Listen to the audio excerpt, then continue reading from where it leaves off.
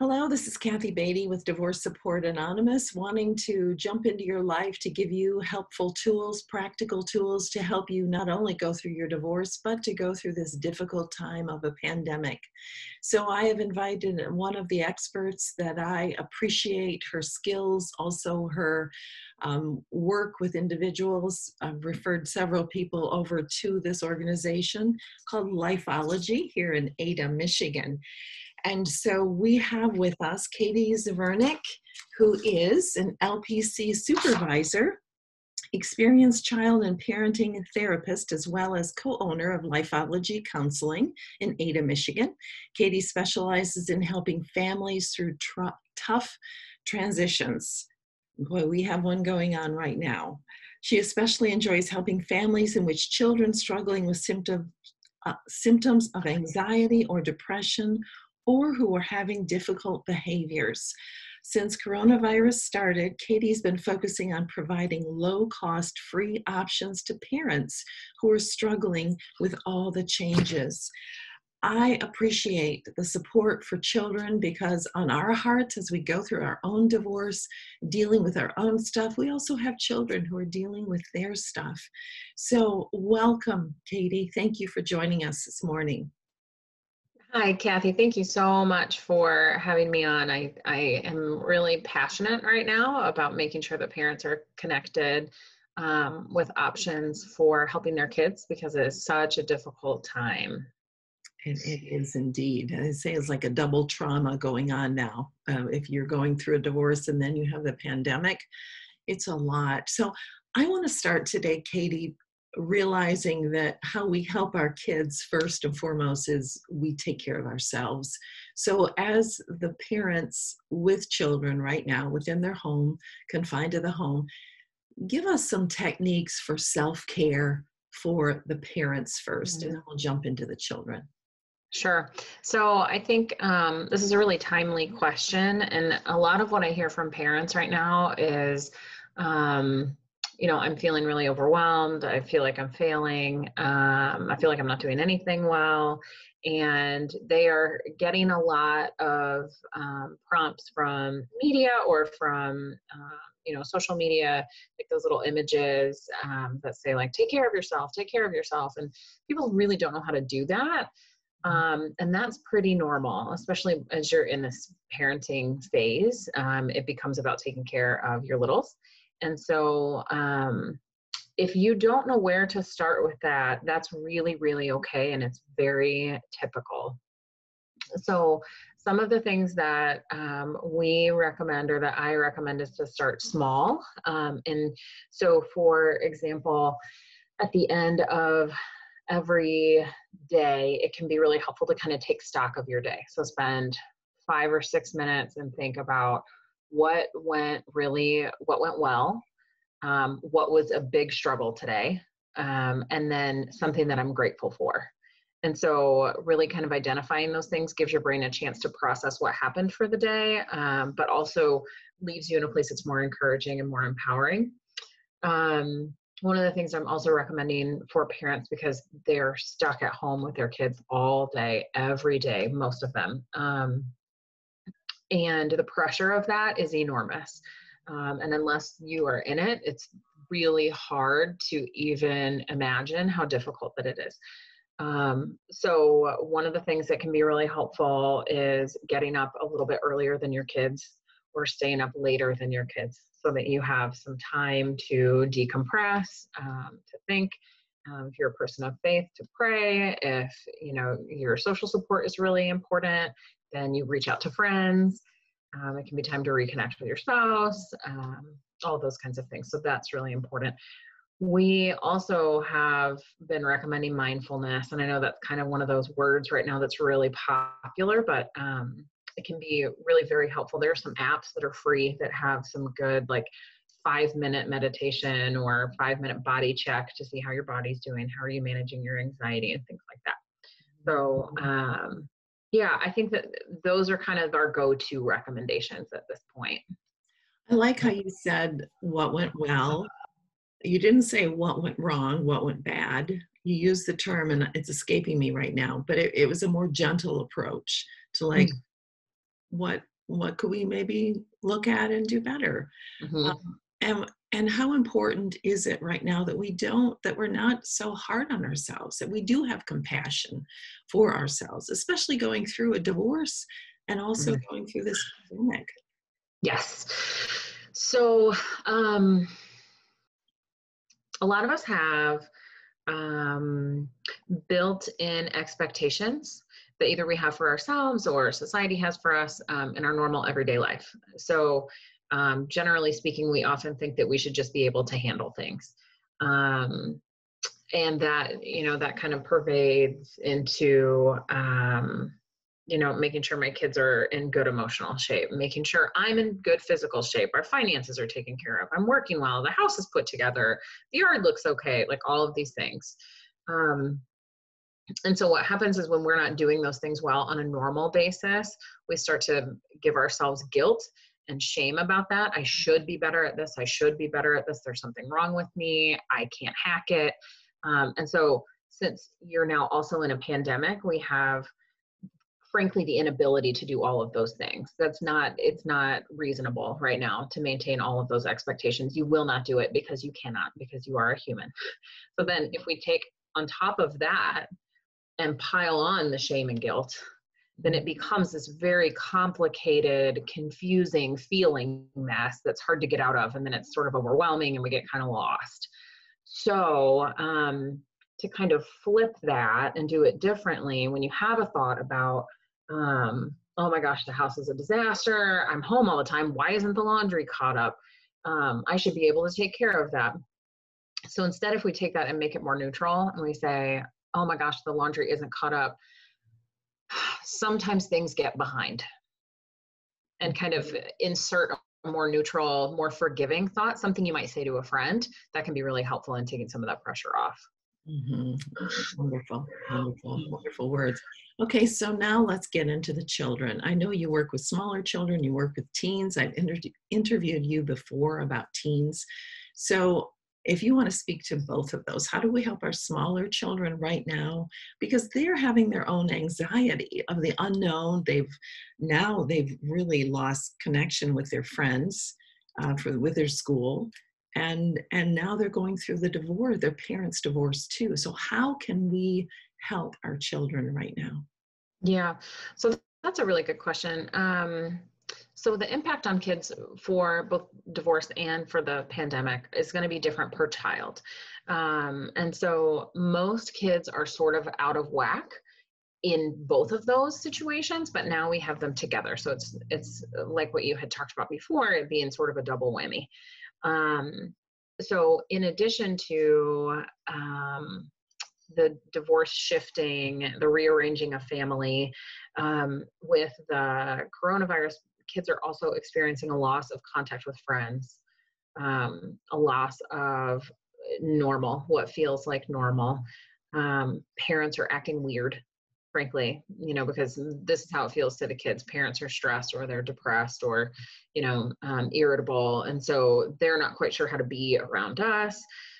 They've also lost their enjoyable events and activities. And so this is sort of an upheaval of the normal life.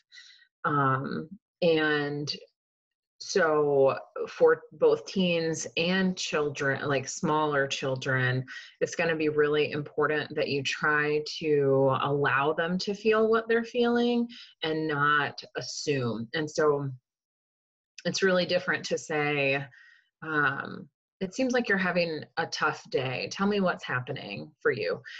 That's really different. You could say that to a teen or a child and it would work equally well. If that's different than saying, you must be really nervous about what's happening, or you must be so sad that you don't get to see your friends.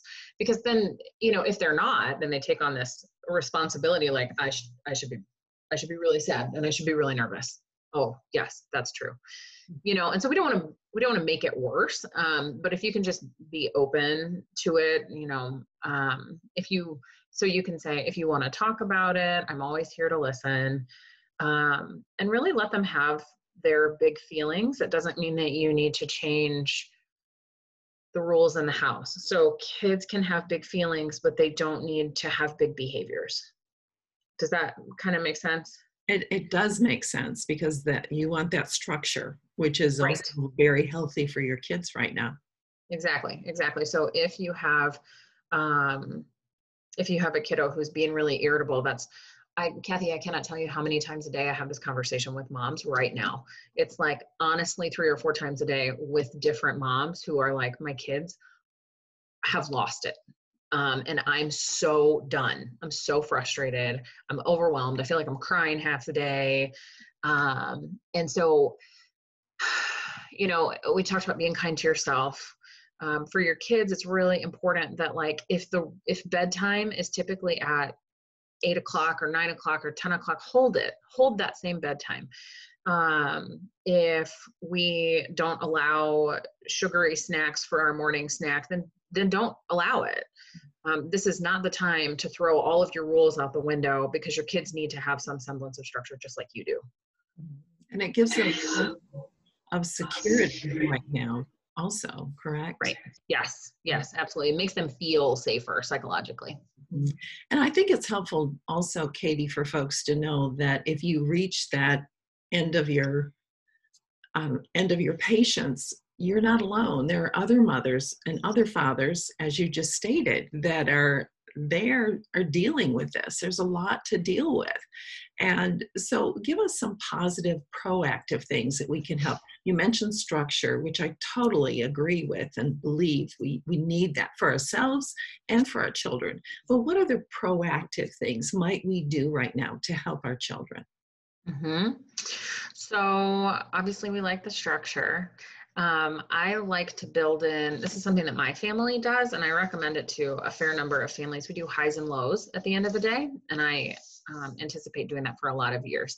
So at the end of the day, everybody in the family is together. It's either at dinner or at bedtime or whatever. And we share our highs and lows from the day. So high being something that happened that I enjoyed, and a low being something that I didn't like. And so since we build that in, it's a natural time for things to come up that have been difficult, or that they might need help processing. It's also good timing for them to see what it's like for us to share as adults, things that are difficult, and then how we're handling them. So they can kind of see how to problem solve. They get some modeling out of that. I know that parents are hearing everywhere, get your kids outside, get them active. It's really, really helpful emotionally, but I don't want you to use that as a reason to shame yourself if you're not. And so, this is going to be a balance for you. If it's on Tuesday, they were outside for an hour and a half, and on Wednesday, they were inside all day. Okay. It's helpful to build in structure and routine. But don't be so rigid that you become really angry with yourself or disappointed in yourself if you can't follow through each day. Does that kind of help? I love that, because I know that being a mom or a dad, you always have those guilt factors that you go to bed and you do feel this blame and shame. Oh, I should have done it better. I should have been perfect. Should have done it a different way. So we do that. That's natural. But I always talk to folks and say that if you can be that consistent parent, it's so helpful for your children. I want to ask you, Katie, you mentioned something really helpful, and that is listening, asking the highs and lows, but then the importance of listening. A lot of parents don't do that real well. We want to teach, we want to tell people our children what they should be thinking. So help us become better listeners to our children. Yes. Okay. Love this. That's such a good question. So a lot of what I see when we start coaching parents at the office about talking to their kids. So I'll ask the kiddo a question. So for example, I'll say, what, give me a low for this week. And so then the child will say, well, I got in trouble about having the TV on for too long, but I didn't mean to. And it was because, and then the parent jumps in and says, well, we've talked about this and you know that. Okay, highs and lows time is not time for teaching or correcting. So even if you disagree with what they are saying, it doesn't matter. So that's not a teaching moment. Do that part later. So in the moment of, if they're sharing something that was difficult for them, even if you think it was self-inflicted, even if it's because they made a mistake, that is not the time for this. And so it's time to say, yeah, I bet that was disappointing. Oh, that was probably kind of scary, and without making it, you're absolutely right, without making that a teaching moment, because those are two separate things, and they're both very important, but we can't teach over the emotions. That is going to cause more frustration for the kiddos. And it also helps our relationships with our children. I mean, hopefully this is going to pass, this time where we're secluded, confined into our homes. But later, when we look back at this time, we want to have used it wisely. Mm-hmm. And in that, listening really does give a child their own voice, doesn't it? Mm-hmm. Absolutely. Yeah, it's really important. And it will make them feel really close to you and safe with you, which is just good for them in general, for their development. And unlike that consistent teaching mode, if you can, you stay out of that mode, you need to fluctuate. You need to be listening. I love this. So, so important. I love your instruction. I love your wisdom. You are offering a Parents for Young Children virtual group Thursday, 7:30 to 8:30, April 16th, May 7th. And now that it's virtual, it can be anyone throughout the country, or the world for that matter. So how would they connect with you? And you're going to be the facilitator, correct? So folks will be in really good hands. So Yep. Talk to us about what that is going to look like for the 4 weeks. Yes. So I'm really excited about this. Once we launched it, I had a number of people reach out really quickly and say, I need to get into this. We intentionally made it really affordable because, Kathy, I'm hearing from so many parents that they're overwhelmed. They feel like they're failing, all of these things we talked about already. And they have no idea that everyone else feels the same way. They have no idea. And so it will be so helpful to have people that you can connect with and that understand what it is like to get up in the morning and have no idea what's going to happen today, because we have all of these hours to fill, and how much pressure that is, and how are we going to come up with the 47th lunch to cook in a row. And all of those pieces, what it's like why bedtime has shifted, why none of us are sleeping well. And so I think it's going to be really powerful. So to connect with the group, and that the cost for that is $20 for the whole thing, for the whole 4 weeks. And so to connect with that group, there is, so on our website, which is www.wefixbrains.com. And then you can just navigate to the Grand Rapids location, because I happen to be running it out of Grand Rapids. You're absolutely right. There's no geographic requirements for it. But yeah, so if you go to there's a list of groups that's right in there. And it's also all over our Facebook page and all that stuff. So yeah, does that answer your question? I forgot the other part. It does. No. Oh, what are we going to expect? And first of all, I have to say how incredibly I am such a believer in group support, because when you hear someone else articulate your pain or your frustration, it's like it normalizes it. I'm not the only one. That's so valuable. So what will we be learning in your groups? Exactly.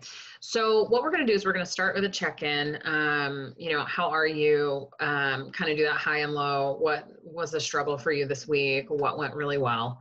And then I'm going to spend some time with education about what's happening to the kids and to the parents. And then what's happening to the world psychologically, and how we fit all in that, and what kinds of feelings that's causing for us. And then we're going to do some tips for making things more manageable. So each week there will be a new set of issues that we're addressing. So like difficult behaviors, or creating a schedule that works, or various things like that, that they can take practical tools and implement them at home if they would like to. And then we'll have a process time at the end. So from today, what did you pick out that you want to try? And then how can we support each other this week? And then next time, here's what we're going to be focusing on. So this week, be thinking about how that impacts you. I totally love that, because the need right now for parents is you do need a safe space where you can be talking about what you're dealing with. Because if you're not expressing it, you're not getting rid of that tension inside of you, it's hurting you physically. It's eventually going to erupt out to the children. So get the support. This is not the time to be that independent soldier moving through this battle. No, you need Exactly. support. Yeah, I completely agree. 1000%. Yeah, you need that support. So Katie, this has been delightful and so very, very helpful for our folks. And I am going to post the link for you below this interview. So if you're thinking, what was that link again? I will post it below this interview so you have it to connect to. And that's an incredible, gracious, and I agree, now is the time to be helping people and to be giving. So I'm holding a 5-week no-cost support group right now.